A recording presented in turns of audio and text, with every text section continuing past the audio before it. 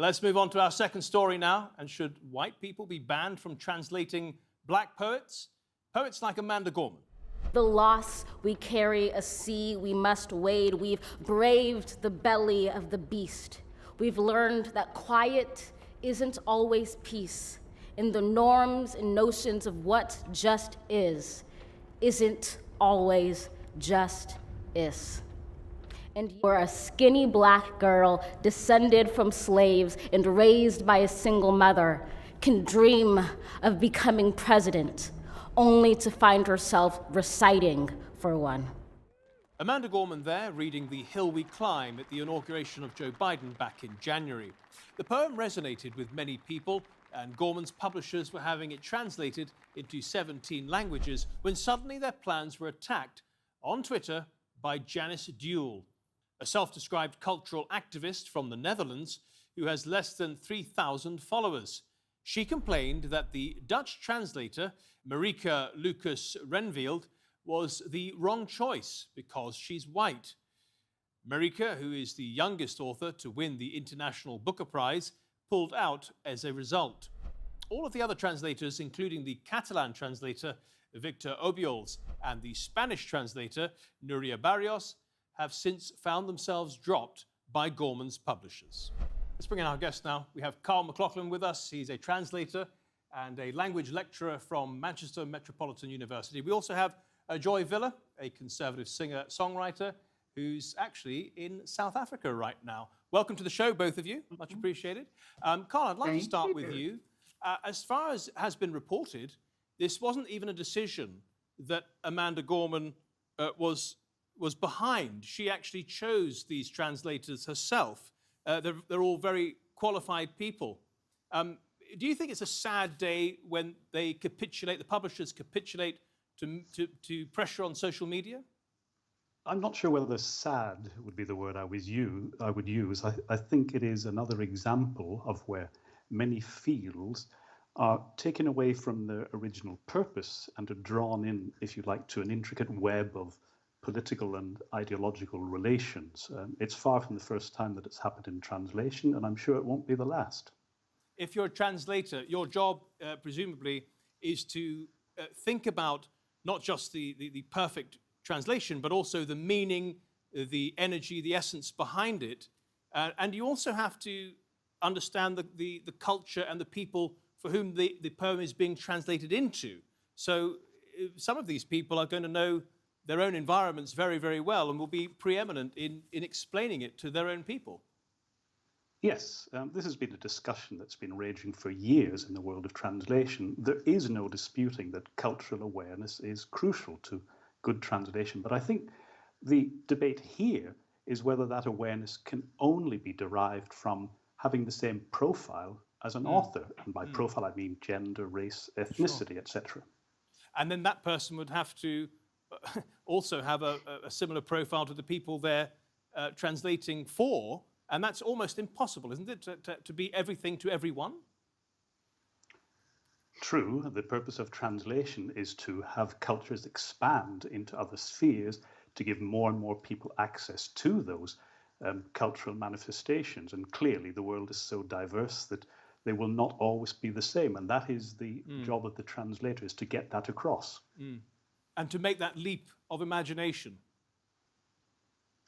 Yes, depending on the level of imagination in the thoughts of the original writer. I mean, you have to go back possibly centuries sometimes, you know, to capture the words and the essence of a writer and then bring it to a modern audience. I mean, it all takes, as you say, research, imagination, and frankly, talent. Yes, and I think this lies at the heart of the debate that's been ongoing since the Amanda Gorman poem incident.